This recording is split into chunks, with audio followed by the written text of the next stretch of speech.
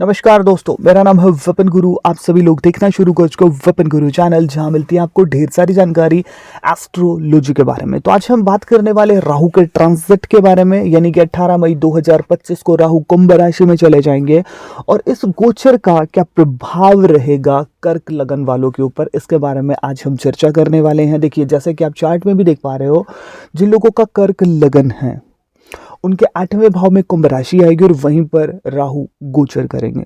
राहु के बारे में जानते हैं। राहु चीज़ों को अचानक से क्रिएट करते हैं, चाहे लॉस हो, चाहे प्रॉफिट हो, पॉजिटिव हो चाहे नेगेटिव हो। अगर आपके अच्छे भाव में बैठे हैं तो आपको एकदम से अचानक प्रॉफिट देंगे, एकदम से अचानक पॉजिटिविटी देंगे। अगर आपके खराब भाव में बैठे हैं तो फिर वो आपको अचानक लॉस, दुर्घटना, तंत्र मंत्र और आपको नेगेटिव चीज़ें फिर ये दे देंगे आसानी के साथ, है ना। तो ये बहुत ज़्यादा ज़रूरी है कि वो बैठे किस भाव में है। कर्क लगन वालों के बारे में आज हम बात करेंगे। सबसे पहले जानते हैं 8वें भाव में गोचर कर रहे हैं तो 8वां भाव है किस चीज़ का। 8वां भाव एक खड्डा है, गुप्त चीज़ों को दर्शाता है और ये बहुत मतलब इसमें बहुत सी खतरनाक चीज़ें ज़्यादा हैं। और अगर मैं बात करूँ, पॉजिटिव चीज़ें थोड़ी कम हैं इसके अंदर, क्योंकि निराशा है यहाँ। लोग आपको हताश कर देंगे और आप फिर अकेले रह जाएं। जो लोग आपका साथ देने वाले थे वो भी पीछे हट जाएं। इट मीन्स कि 8वां भाव के है ये संकेत। 8वां जो भाव है, अच्छी भी चीज़ें हैं यहाँ पे रिसर्च है, यहाँ पे जासूसी है, यहाँ पर तंत्र मंत्र है, गुप्त विद्या है, और यहाँ पर आपके लॉज हैं। यहाँ पर मतलब कि आप जीते जी जो कष्ट पाते हैं, 8वां भाव है वो सब चीज़ें। और 8वां भाव आपको डिप्रेशन में डाल सकता है, आपको अपमानित कर सकता है अगर ये खराब हो तो। और इसकी दशा या अंतर, मतलब खराब भी छोड़ो, अगर इसकी दशा, इस भाव में कोई ग्रह बैठा है, उसकी दशा या अंतर दशा आ जाए तो फिर बैंड बजनी संभव है। अब आते हैं मुद्दे के ऊपर। अब राहु यहीं गोचर करेंगे। राहु मतलब कि 8वां भाव आपको पता चल ही जाएगा तो पूरा नेगेटिव होता है। और अब जो राहु है वो अचानक से नेगेटिव और अचानक से पॉजिटिव, और जब जिसके छाया ग्रह है जिसके साथ मिल गया वैसा सा ही आपको परिणाम दे देंगे। अब 8वें भाव में इनका गोचर करना बिल्कुल भी अच्छा नहीं है कर्क लगन वालों के लिए। सबसे पहले कर्क लगन वालों की अगर मैं बात करूँ, इन्हें कोई ना कोई धोखा मिल सकता है। जिनके ऊपर ये विश्वास करे बैठे हैं वही इन्हें धोखे देंगे, क्योंकि 8वें भाव में राहु गोचर करेंगे।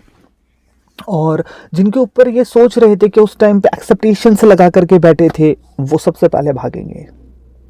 दूसरी चीज़ है, निराशा बहुत ज़्यादा होगी। और अगर आप रिलेशनशिप में हैं तो फिर तो भैया विश्वास अगर आप कुछ ज़्यादा ही कर रहे हो अपने पार्टनर पे तो कोई फ़ायदा ना होगा।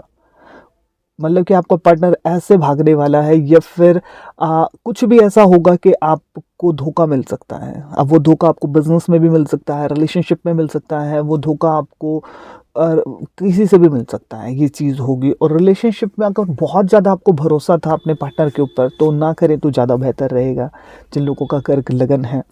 और 8वें भाव में जो ये गोचर हो रहा है ये आपको फैमिली से दूर करेगा, क्योंकि देखिए 8वें भाव में यहाँ पर राहु गोचर कर रहे हैं, दूसरे में केतु बैठे हैं, और केतु जहाँ बैठते हैं उस भाव को डिटैच करते हैं, डिटैचमेंट दे देते हैं।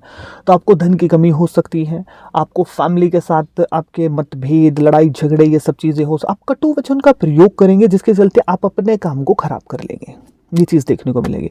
8वें में जो ये राहु गोचर कर रहा है इसकी वजह से आपकी थोड़ी काम वासना थोड़ी सी छड़ी बड़ी रह सकती है। चाहे लोग आपका पॉजिटिव बात करते हैं, चाहे लोग आपका साथ दें ना दे, डजंट मैटर, लेकिन आप अपनी हिम्मत को बुलंद करके आगे बढ़ेंगे। और पैसों की थोड़ी सी दिक्कत होगी, सहयोग में थोड़ी सी प्रॉब्लम होगी। इस राहु के गोचर के दौरान भी अगर आपका कोई बंदा साथ दे रहा है तो वो ये लगा लीजिए कि बस मतलब कि वो बहुत आपके लिए, मतलब कि आप उसके लिए बहुत ज़्यादा प्रिय हैं।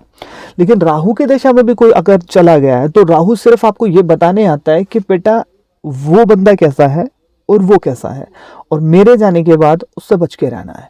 अगर 8वें में वैसे भी किसी के राहु बैठा हो और महादशा आ जाए तो फिर ये मान के चलिए कि राहु आपको बताने आया है कि कौन आदमी कैसा है और किससे कैसे टैकलमेंट करना है मेरे जाने के बाद, है ना। तो ये चीज़ है। तो ये गोचर जो होगा आपको बहुत सी चीज़ें सिखा के जाएगा, क्योंकि बहुत सारे लोग आपको चीट कर सकते हैं, धोखा दे सकते हैं। रुपए पैसे आपको किसी को नहीं देने चाहिए, क्योंकि आपके रुपए पैसे फंस जाएंगे, धोखा हो सकता है। फिर से मैं बताऊँ, आपके इन लॉज के साथ आपके या तो मतभेद हो जाएंगे, या फिर उन्हें कोई ना कोई परेशानी, कोई ना कोई आड़े आ सकती है। ये चीज़ देखनी है को मिलेगी आपको।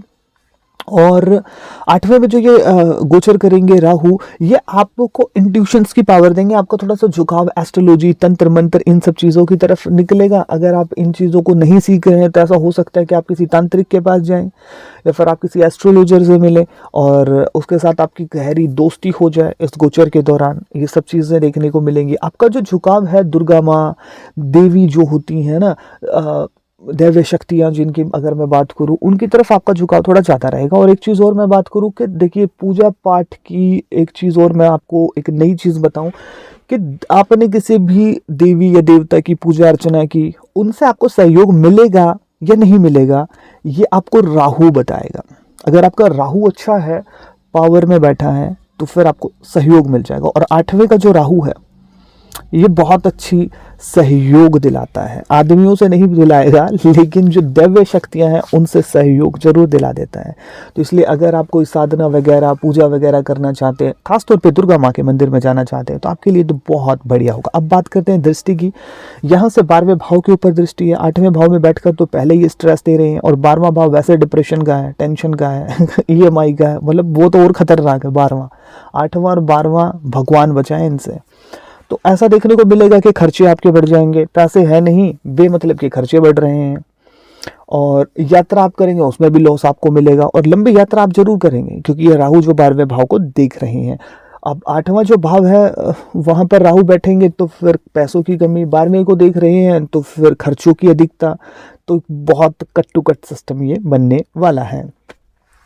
और एक चीज़ और देखने को मिलेगी कि जब ये गोचर होगा तो आप पर कोई तंत्र मंत्र, इन सब चीज़ें आपके ऊपर कोई नेगेटिव चीज़ का प्रयोग किया जा सकता है, हो सकता है, मतलब आशंका रहेगी। भले ऐसा नहीं है कि 100%, लेकिन राहु जब 8वें में आता है तो ये सब चीज़ें हो जाती हैं।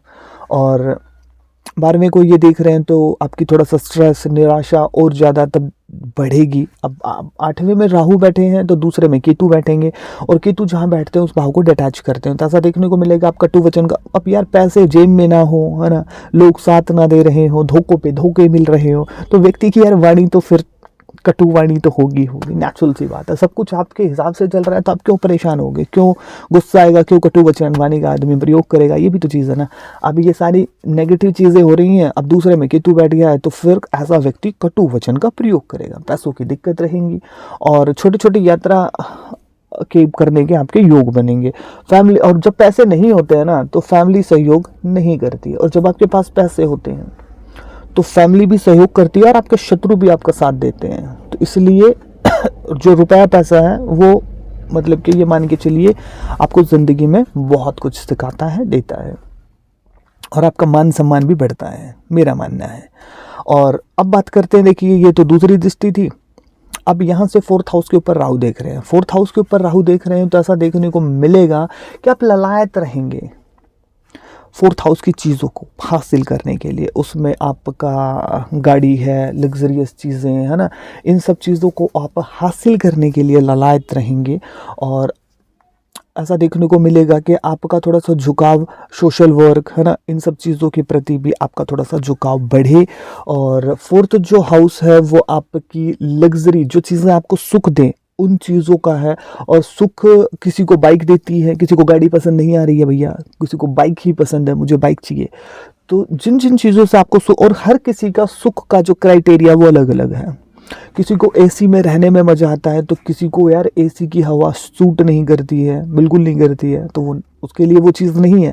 अब ऐसा देखा जाता है कि 4th हाउस में जितनी भी लग्जरी चीज़ें हैं, लग्जरियस चीज़ें हैं, वो 4th हाउस में। किसी किसी को नहीं पसंद है, कोई गाड़ी में बैठता है उसको उल्टी आती है, तो उसके लिए वो सुख की चीज़ें नहीं है। तो इसलिए 4th हाउस में वो चीज़ें हैं जो आपको सुख दें। किसी किसी को पेड़ की ठंडी छाँव के नीचे बैठ करके मज़ा आता है, किसी को नहीं आता है ना। तो ये सब पैटर्न अलग है। सॉरी। तो 4th जो हाउस आपका, फोर्थ हाउस में यानी कि आपको जो चीज़ें सुख दें उन चीज़ों के प्रति आप थोड़े से ललायत रहेंगे और वो लगभग आपको मिलेंगे भी, चाहे कैसे भी हो, है ना। और इस दौरान अगर या तो ऐसा देखने को मिलेगा कि आप विश्वास जिन लोगों पे करेंगे वहां से आपको धोखा मिलेगा ही मिलेगा। अब हम बात करते हैं, देखिए आपको उपाय क्या करने चाहिए। आपको कम से कम 8 किलो जौ दान करनी चाहिए। जब तक ये गोचर हो तब तक तो एटलीस्ट आप करें। 8 मूली पत्तों वाली आप दान कर सकते हैं। दोनों कानों में आप सोना धारण कर सकते हैं, इससे आपको केतु बहुत अच्छा हो जाएगा। और 10 से 12 कुत्तों को आपको कुछ न कुछ खाने को जरूर देना चाहिए डेली। इससे आपका राहु केतु शनि बहुत अच्छे हो जाएंगे। काले रंग की गाय की सेवा कीजिए, आपके रिलेशनशिप में 4 चांद लग जाएंगे। दूसरा, आपको मछली को कुछ न कुछ खाने को जरूर देना चाहिए। वीडियो आपको कैसे लगी कमेंट सेक्शन में जरूर बताइएगा। मिलता हूँ किसी नई और बेहतर वीडियो के साथ, जब तक आप देखते रहिए वेपन गुरु चैनल। जय श्री कृष्ण।